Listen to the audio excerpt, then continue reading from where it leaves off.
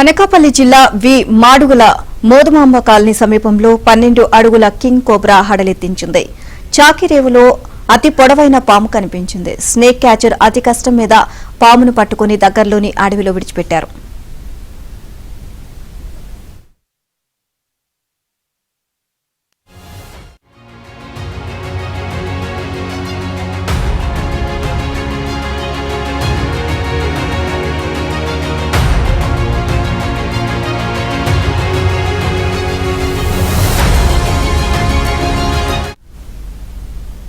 అనకాపల్లి జిల్లా మాడుగుల మోదుమాంబ కాలనీ సమీపంలో 12 అడుగుల కింగ్ కోబ్రా హడలెత్తించింది.